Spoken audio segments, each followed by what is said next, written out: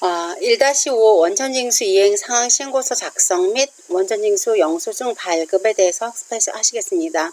원천징수 이행 상황 신고서는 나와 있는 것처럼 원천징수 의무자가 법인이 되겠죠. 원천징수 의무자가 원천징수 이행 결과를 세무서에 신고하기 위하여 어디에 신고하기 위하여 세무서에 신고하기 위하여 작성하는 문서로 서식으로 원천징수 대상 소득을 지급하는 원천징수 의무자는 납부 세액이 있던지 없던지 관계없이 서식을 작성하여야 된다. 납부 세액이 있을 때만 작성하나? 그렇지 않습니다. 세액에 상관없이 서식을 작성해서 제출해야 되고요. 그리고 귀속월이 다른 소득, 즉 귀속월이 다르다라는 것은 실제로는 근로소득을 지급한 다음 달 10일까지 신고하는 거기 때문에 예를 들어서 8월 급여를 9월에 줬다. 9월 급여를 9월에 줬다. 그러면 둘 다 10월 10일 날 신고를 하게 되는데요. 즉 8월 급여를 9월에 준 경우에는 귀속 8월, 지급 9월. 9월 급여를 9월에 준 경우에는 귀속 9월, 지급 9월이 되게 됩니다. 그렇지만은 귀속월이 다르기 때문에 원천징수 이행 상황 신고서는 각 귀속월별로 각각 별지로 작성하여 제출해야 된다라는 거. 각각 작성한다. 원천징수 의무자가 이행 결과를 세무서에 신고하기 위하여 작성하는 서식이다. 원천징수 의무자는 납부 세액의 유무와 관계없이 이 서식을 작성해야 되고 귀속월이 다른 것들은 따로 작성해야 된다. 즉 별지로 작성해야 된다. 그래서 여러분 요 하나하나가 굉장히 중요한 말이기 때문에 잊으면 안 되겠습니다. 그러면 근로소득을 신고하고 납부할 의무는 누구한테 있느냐? 즉 원천징수 의무자에게 있습니다. 원천징수 의무자가 있고요. 그 징수일이 속하는 급여를 줬어야지 징수하겠죠. 징수일이 속하는 달에 다음 달 10일까지 즉 그래서 아까 8월 귀속을 9월에 준 경우 9월 귀속을 9월에 준 경우 다 그 징수일이 속하는 달이 9월이기 때문에 다음 달 10월 10일까지 원천징수 이행상황신고서를 작성해서 홈택스나 또는 우편으로 관할 세무서장에게 제출하고 원천징수 세액을 금융회사 등에 납부해야 됩니다. 반기별 납부 제도가 있는데요. 이거는 사업자가 신청에 의해서 반기별로 신고하고 납부할 수 있는 제도를 반기별 납부 제도라고 하고 해당하는 업종은 금융이나 보험업을 제외한 사업자가 고용 인원이 20인 미만인 경우에는 반기별 납부 제도를 채택할 수가 있습니다. 그리고 근로소득 원천 영수증 발급 및 지급 명세서 제출 시기인데요.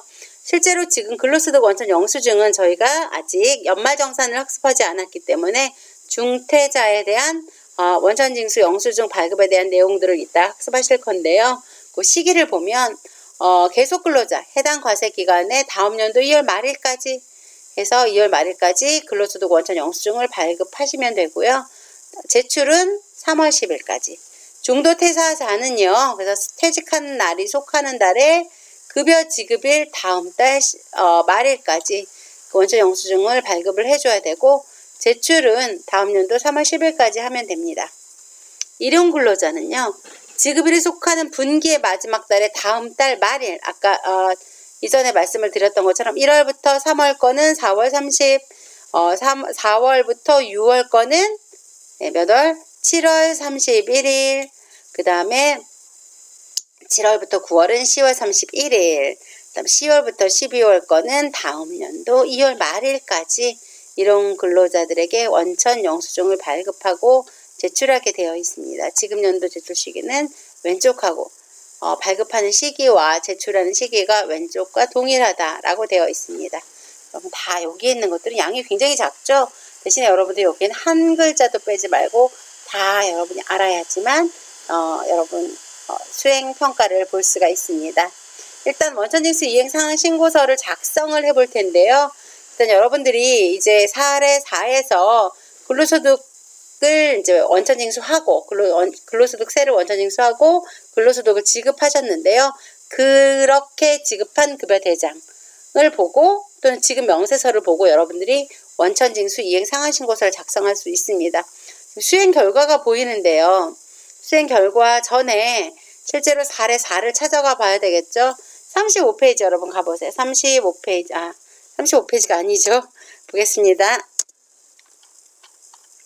네, 여러분 페이지로는 21페이지 보시면 이렇게 1월분 급여 명세라고 되어 있는데 이 사람이 월급이 365만 원이에요. 그리고 소득세는 얼마? 27,370원. 그런데 원천 이행 상황 신고서를 작성한 걸 보면 네, 한 명 총 지급액이 얼마예요? 335만 원이에요. 과세 미달, 즉 원천 징수 금액이 없는 사업 근로소득자, 과세 미달한 사업자라던가 비과세까지도 전부 포함해서 인원과 지급액을 하라고 그랬는데 여기에 335만 원이라는 건 아까 보는 것처럼 뭐가 빠졌을까요? 보겠습니다. 네, 비과세 소득인 자가운전 보조금하고 식대가 합계액에서 빠져 있는 걸 볼 수가 있습니다. 그래서 실제로는 모든 비과세는 다 포함해서 표시를 해야 되는데 여러분 가서 프로그램에 가서 잠깐 보겠습니다. 프로그램에 가서 보면 우리 수당공제 등록을 할 때요. 수당공제 등록 한번 눌러볼게요. 비과세 눌러보면 지급 명세서 미제출 되어 있는 거는 근로소득 원천 영수증에 원천 징수 이행상한 신고서에서도 요 사항을 포함하지 않게 되어 있습니다. 3개입니다. 잊어먹지 마세요. 식대하고 자가운전비 수당하고요. 그 다음에 육아 산전 휴가비는 요 3개는 어디에? 근로소득에 합해서 표시하지 않는다. 즉 별도로 제외하고 표시한다. 외우세요. 식대, 자가운전 보조금, 그 다음에 육아 산전 후 휴가. 요에 이때 받았던 수당들에 대해서는 원천 이행 상환 신고서에 표시하지 않는다라는 거 여러분들이 기억을 꼭 해 놓으시기 바랍니다. 그래서 여러분들이 급여 명세서를 보고 원천 징수 이행 상환 신고서를 작성하는 게 문제 나올 수 있어요. 여러분 한 명 지급액은 비과세를 뺀 335만 원, 소득세는 아까 원천 징수한 27,370원 이라고 표시하셔서 당월 조정한 게 환급된 게 있으면 조정하게 되거든요. 없어서 소득세 등에다 이렇게 표시하게 되는 거.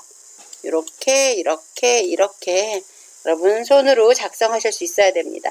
이번 중간고사에는 여러분 이 서식을 드리고 이 칸에다가 아까 급여 명세서를 보고 내용을 적는 부분들이 나올 거예요.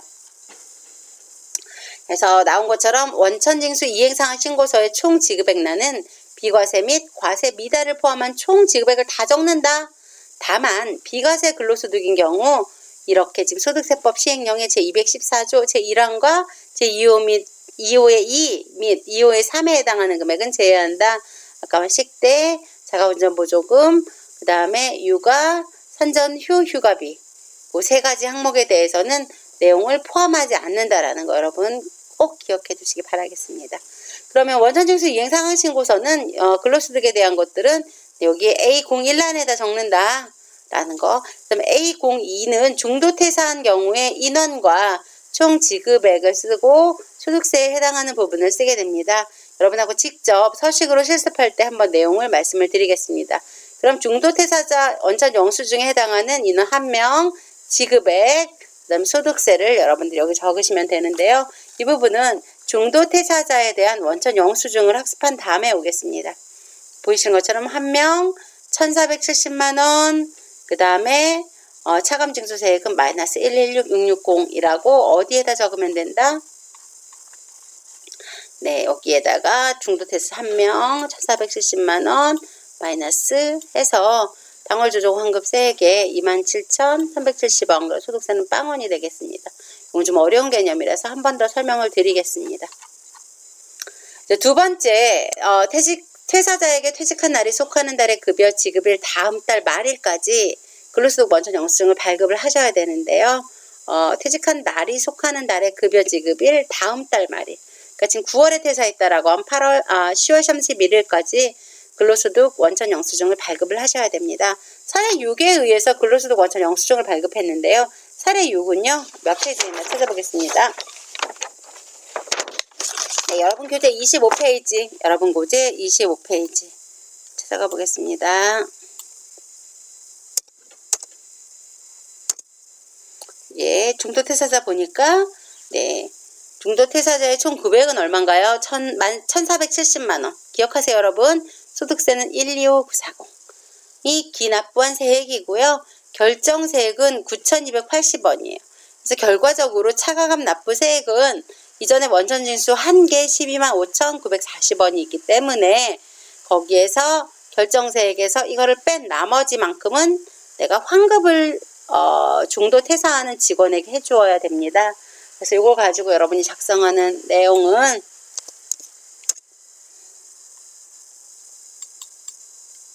네, 가보겠습니다. 네, 보시는 것처럼 1470 나와 있죠.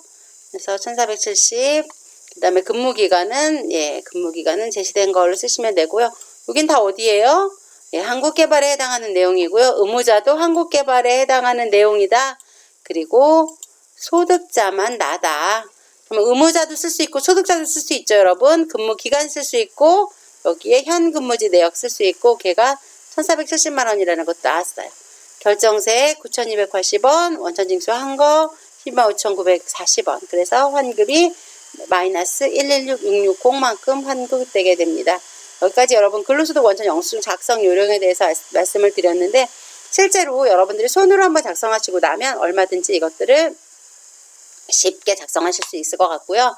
이러한 사례가 주어지고 여러분들이 이렇게 근로소득 원천 영수증의 값을 내용을 채우는 것들이 이번 수행 제1차 수행평가에 여러분 나오는 문제라고 생각을 하시면 되겠습니까?